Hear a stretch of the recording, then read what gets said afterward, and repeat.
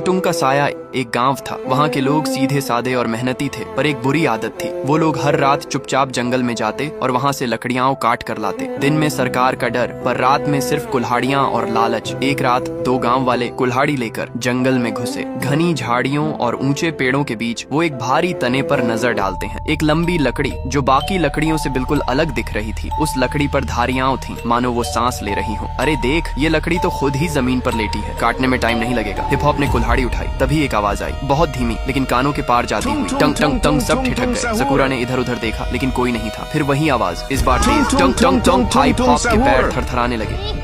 भूत है क्या? ये सकूरा फिर भी आगे बढ़ा और कुल्हाड़ी से उस पर वार किया। ची छा एंग, सकूरा के कुछ चीज अगर लगी और वो गिर गया। हिप हॉप भगा, झाड़ियों में ढंसते चले गए, लेकिन हिप हॉप भी उस रात वापस नहीं आया। अगली सुबह गांव की चौकीदार, जो हमेशा साहसी माना जाता था, उसको खबर मिलती है दो लोग जंगल में गए थे, लकड़ी काटने लौटे नहीं। चौकीदार के चेहरे पर चिंता थी, कहीं जानवर तो नहीं। उसने सोचा वो जंगल के पास तक जाता है, लेकिन वहाँ जैसे ही कदम रखती है कुछ सुनाई देता है। टंग टंग सुनते ही उसके पैर कांपने लगे। वो पीछे हट जाता है। पूरे गाँव में चर्चा थी, लकड़ी खुद चलने लगी है, जिसने भी उसे काटा वो गायब हो गया। और अब लोग उस आवाज को टंग टंग कहने लगे थे, क्योंकि वो आवाज रात के अंधेरे में चारों ओर गूंजती थी। टंग टंग टंग। बूढ़े लोग बोले, ये लकड़ी नहीं, कोई रक्षक है जंगल का। अब कोई भी जंगल नहीं जाएगा। अब गांव के लोग रात होते ही अपने दरवाजे बंद कर लेते। बच्चों को बाहर खेलने से रोक दिया गया और टंग टंग की आवाज हर रात गूंजती रहती, धीरे, फिर तेज और फिर बिल्कुल करीब। एक लकड़हारा जो इन अफवाहों पर विश्वास नहीं करता था, पुष्पा, वो बोला, मैंने तो अपनी जिंदगी जंगल में ही काटी है। आज भी जाऊंगा, लकड़ी लाऊंगा, देखता हूँ कौन रोकता है। रात को वो अकेला जंगल में गया